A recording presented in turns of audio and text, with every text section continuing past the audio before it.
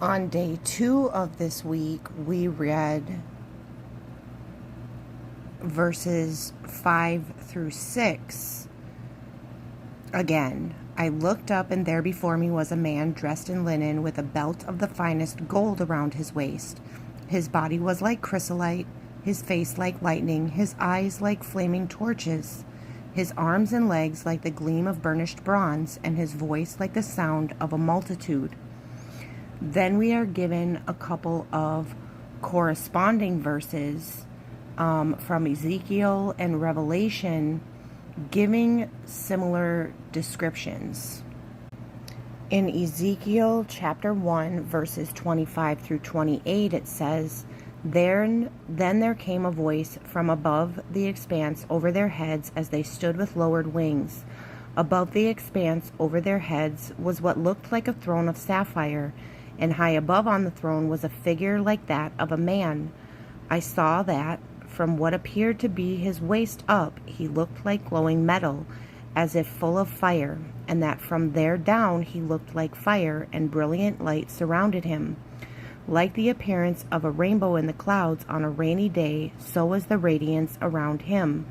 This was the appearance of the likeness of the glory of the Lord.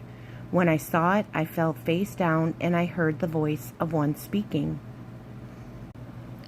Then we are also referred to Revelation chapter 1 with John's vision on Patmos while he was also exiled.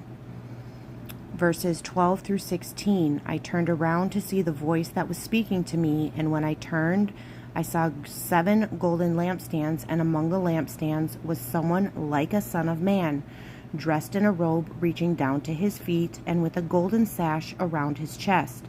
His head and hair were white like wool, as white as snow, and his eyes were like blazing fire. His feet were like bronze glowing in a furnace, and his face was like the sound, or his voice was like the sound of rushing waters. In his right hand he held 7 stars, and out of his mouth came a sharp double-edged sword. His face was like the sun shining in all its brilliance.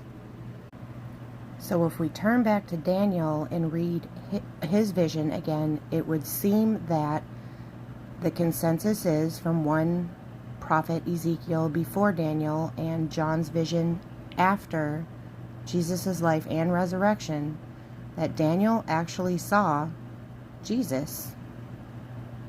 How amazing to see him face to face and get a vision straight from him and his angels.